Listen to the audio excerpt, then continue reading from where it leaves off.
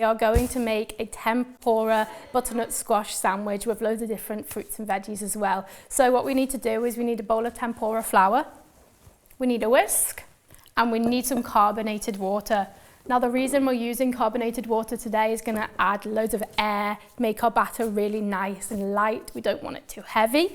So all we're going to do is slowly but surely add it into our batter, making sure if we can possibly have no lumps. We don't want any lumps today. Give it a really good whisk. Slowly but surely, you can gradually add it in, as you can always add more, you cannot take away.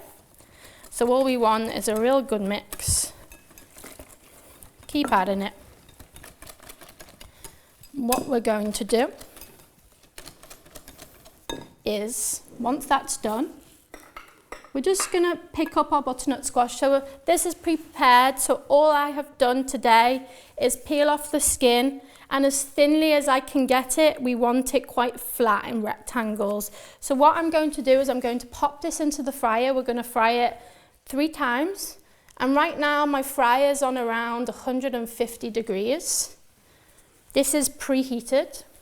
If you are using a hob, the temperatures can be a little bit different because the oil will get hotter quicker and it can tend to burn. So just be careful. Right now what we're doing is we're just softening the butternut squash. We're not cooking it, we're not adding any colour, just softening it so that when it goes into our batter and back into the oil, we're guaranteed that the inside is nice and cooked. So our batter is made. We can put our bottle to one side, we can put our batter to one side just for the moment. So whilst we're getting going on that, we are going to prepare our veggies. So in front of me, I have some avocado, some beetroot, some mango, some spring onion. So all we're going to do is take the mango. Now, as I say, if there's anything I've used today that you guys don't like, feel free to change it. Don't worry about the butternut squash right now. That's okay. We're just going to very roughly chop the mango. We're keeping the length on it and we're just popping that back onto our plate. Take an avocado, and then all we're going to do is cut it in half lengthways, cut it in half lengthways. Remove the skin. We like to keep it as whole as possible. Sometimes that's not possible if the skin's quite thick, but don't worry, as best as you can. Get your thumb all the way underneath, and again, roughly chop lengthways. Back onto your plate. Last thing we're going to do is take our spring onion. If it's got any straggly bits, just take that off. Pop it in the bin.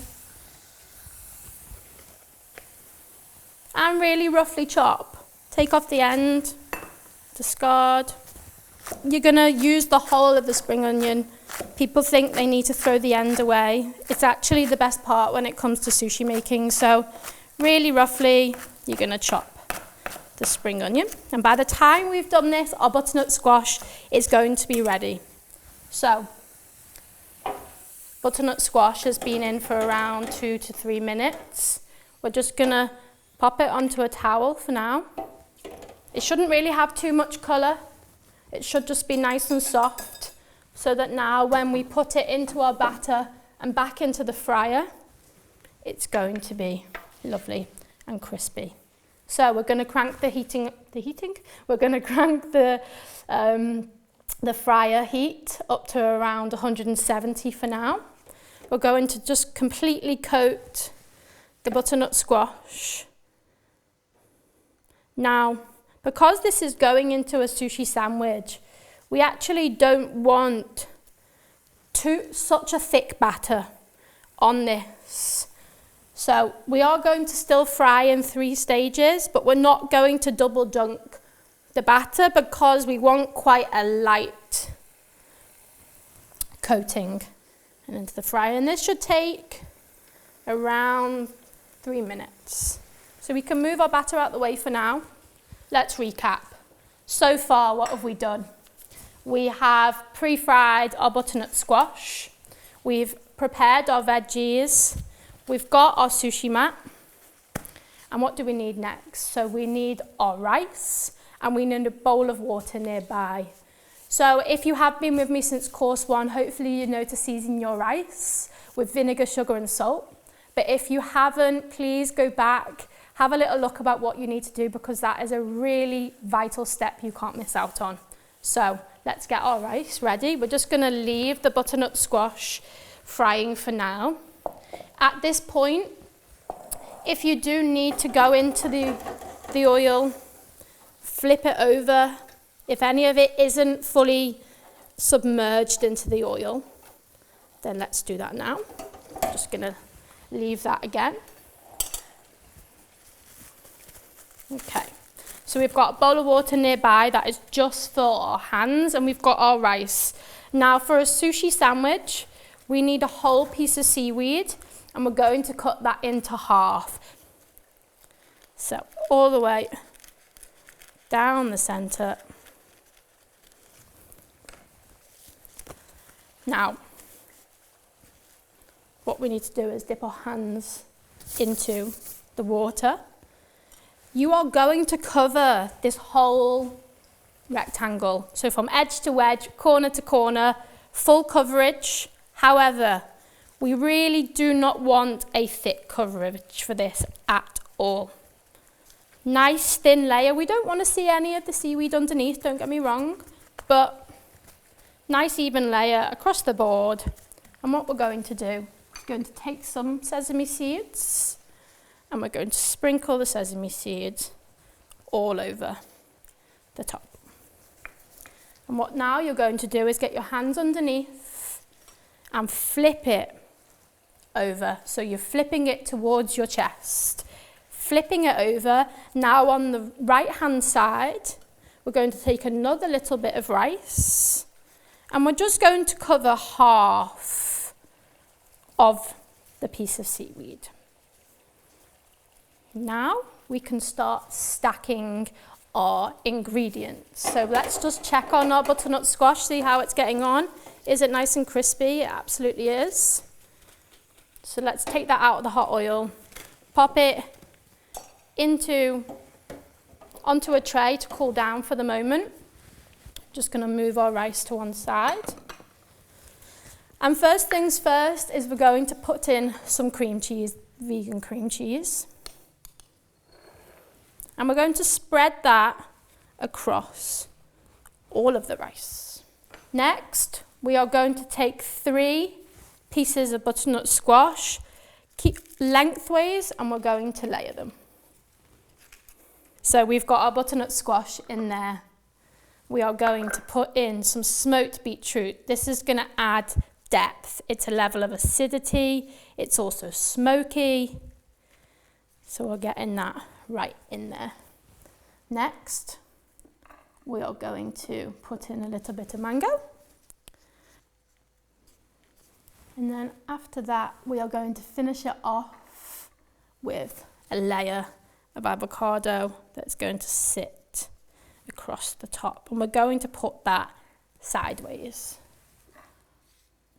So the avocado is going sideways, and then what you do is the side that has no rice on, we're going to put a tiny bit of rice, just a tiny bit. That's just going to help it connect to the other side. We're going to take this hand, our left hand, underneath, hold it with our right, and we're just going to fold it over the top. Now, what we do now is we remove it from our mat. We take the mat with your string going sideways, and you go over the top, and you secure it into place. So what I have my hands like this, straight on both sides, the thumbs are down, and I'm just applying pressure to the sides and to the top. And then what we're going to do is we're going to repeat that the opposite way. And then we open it up, we turn it over, and we repeat again. So now we've taken On mat off, what we're going to do is we're going to individually plate each sushi roll for this course. So now, once we finish that, we're going to get into the plating. So what we need is we need some cling film and we need a small long plate. Okay, so we need a sharp knife. Serrated knife for this one will work best because we're trying to cut through a lot of ingredients. So we're putting cling film on our sandwich today. That's just going to help for ease for the knife to get through. We have to go through quite a lot of ingredients here, so a serrated knife is actually best for this. So let's go and grab our knife. And what you're going to do is you're going to create an X. So first of all, we're going to go this way, and then next we're going to go this way. So we're creating an X across the center. So 2 hands to stabilize, and slowly you're going to cut diagonally through. Turn it around, and we're going to go the same thing, the opposite direction. Okay, now we don't want to keep any of this cling film today, so if you can, if it's come off in one piece, that's exactly how we want it. We don't need it anymore, let's discard of it. Now, be very careful, it's delicate. So just use your knife to help you pull out one piece at a time. And what we're going to do is we're going to pop it standing upright onto our plate. To finish this off, I'm going to use a little bit of chive, chopped up chive. We're going to sprinkle the chives all over the top. We're going to take a little bit of sesame seed, and we're going to pop that all over the top as well. And guys, that is our first sushi sandwich complete. How did you get on?